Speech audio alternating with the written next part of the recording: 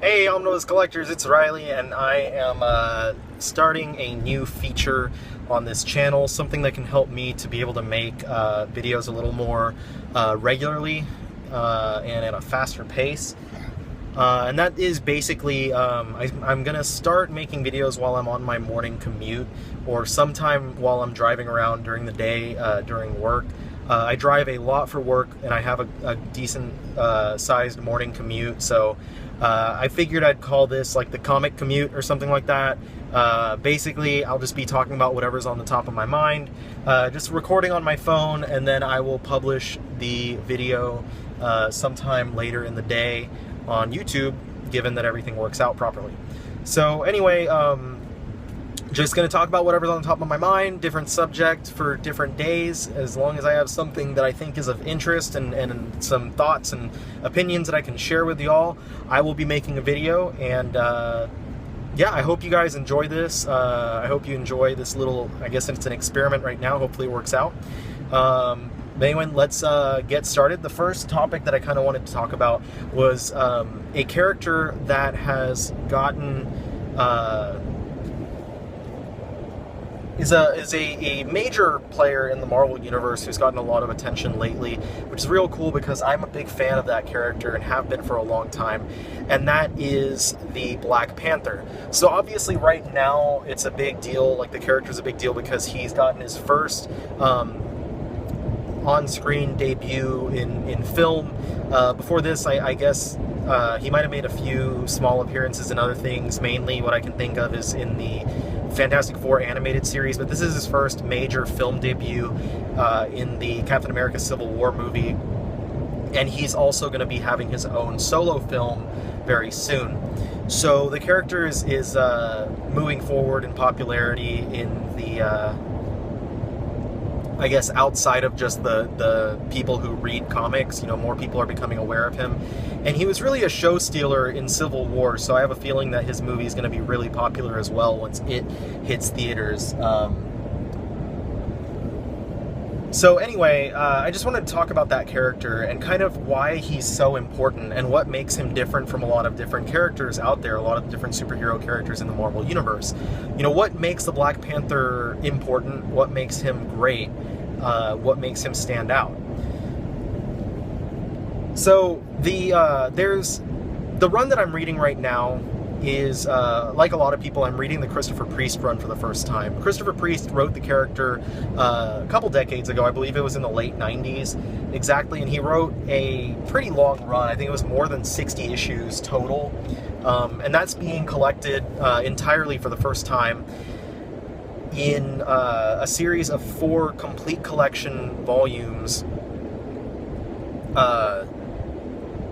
the third of which just came out, I believe, a couple weeks ago at the time that I'm filming this. So the 4th one is due out in a few months, and that's going to conclude Chris Priest's run on the character.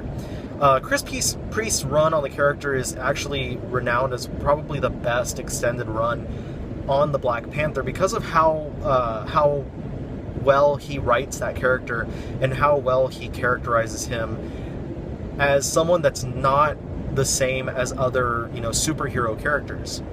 Now, there's this one particular issue in the run that stands out particularly to me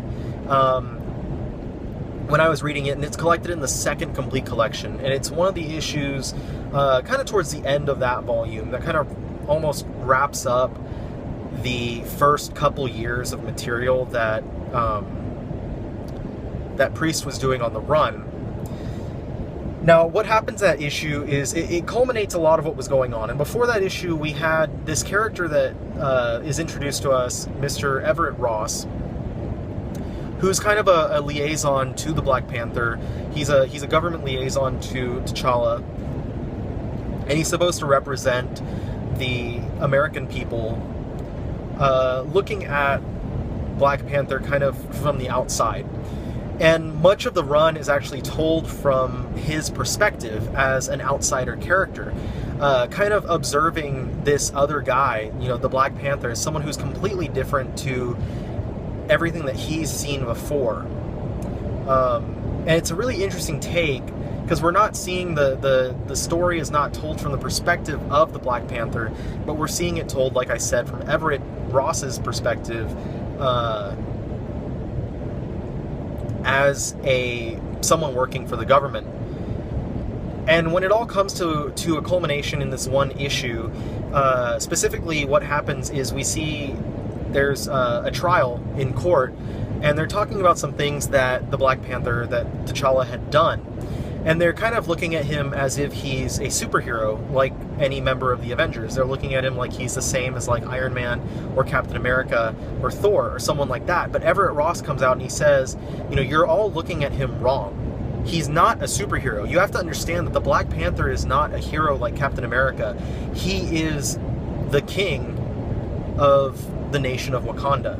He represents Wakanda as their king. He's a diplomat, not a superhero.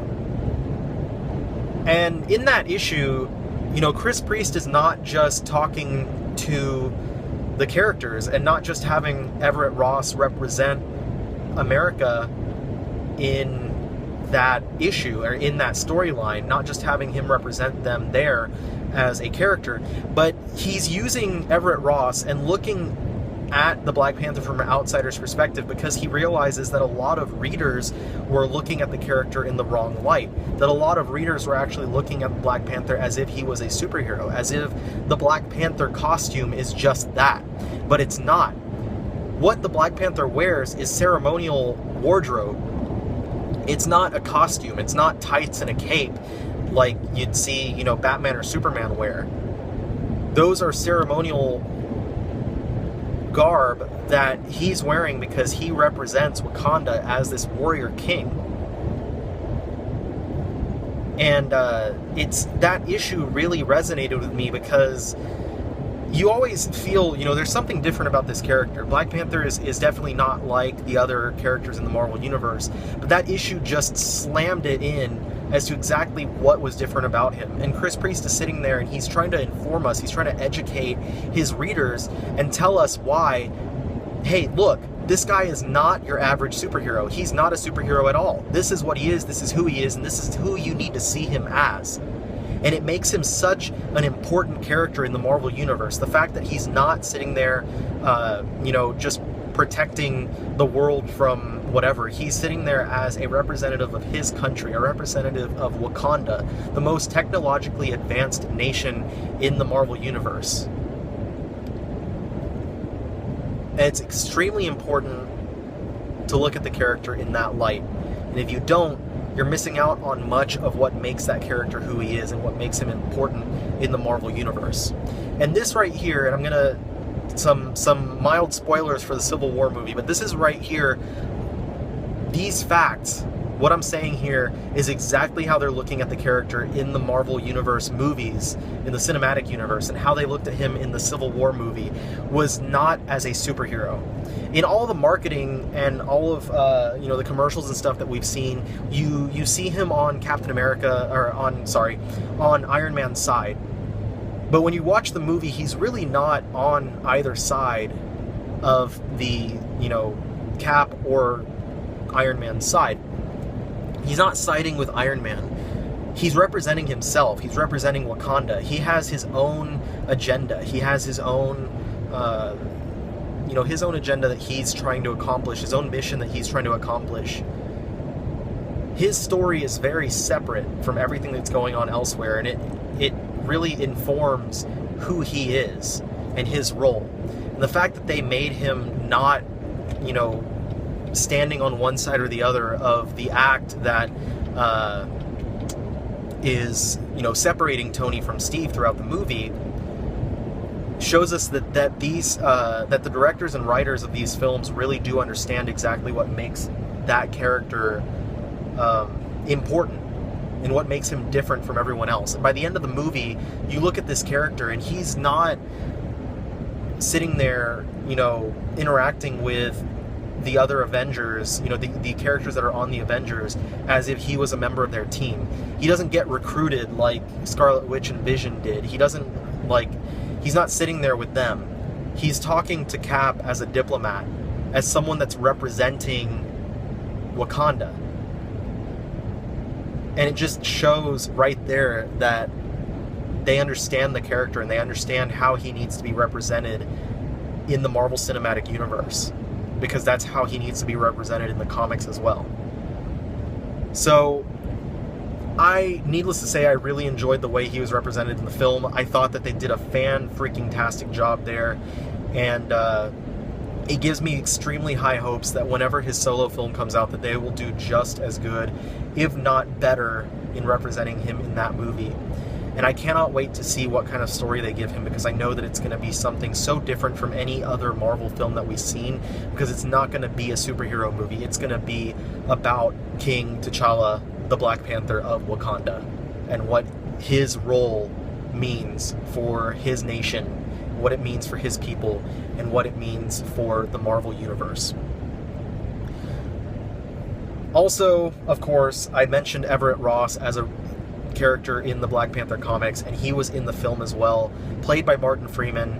He did a really good job for what small role that he did have at the moment, and I'm really looking forward to seeing what he brings to that role in Black Panther's movie, you know, given that he does reprise that role again once that solo movie comes out. I'm pretty sure they'll wind up using him in the same light. It looks like they're going to take inspiration from Chris Priest's run, which I'm really excited about because it is a great run. It looks like, you know, they're probably going to use some of the characters from that run, and the way that he represented Wakanda is probably going to come forth in there as well.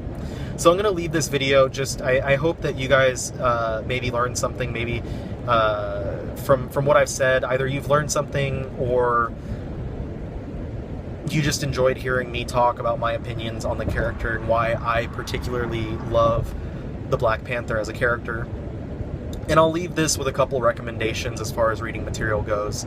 Obviously, I'm going to recommend, if you're interested in the Black Panther, to pick up the complete collections of Christopher Priest's run. They're all currently on print, in print. Volumes 1 through 3 are available right now. I recommend them. It's a great run. It's a really, you know, great characterization, and it really drives home why he's so important, what makes him different, and why he needs to stand out in the Marvel Universe. But I'm also going to recommend, before actually you read Chris Priest's run, I personally wholeheartedly recommend Jason Aaron's Secret Invasion Black Panther arc. It's a 3-issue story arc that's collected in its own paperback collection. But, so it is collected by itself, but it stands alone. You do not need to have any knowledge of the Secret Invasion storyline. You do not need to know anything about what happened there. You can read it completely on its own. The entire point of the story is essentially just the Skrulls try to invade Wakanda, and the Black Panther shows him why that is a horrible, horrible idea. It's a great story to kind of introduce you to the character. It's really short. Like I said, it's only 3 issues. It's action-packed. I believe you can still find that book online for around $10. The cover price is $12.99. I highly, highly recommend it as an introduction to the character. I know there are a lot of different great Black Panther stories out there, but that's the one that I personally recommend. And then I recommend picking up the complete collections for Chris Priest's run. All those, the 3 that are available now are still available, last I checked, on In-Stock Trades and on Amazon and pretty much anywhere else. And you can probably find it at your local comic shop as well. It's highly recommended. I hope that you guys enjoy it. Anyway, again, I hope you enjoyed this video. I hope you're excited, because I'm really excited if I can get these to work, if I can publish these, you know, comic commute videos successfully using my phone onto YouTube. I can get some regular stuff going, and I can just share with you guys some opinions on different topics as I'm thinking about them, because that's all I'm doing when I'm driving to work, is usually just thinking about comics. So, hopefully you enjoyed it. I'm going to have some links down below to my website, Facebook page, all that good stuff. And I'll see you guys next time.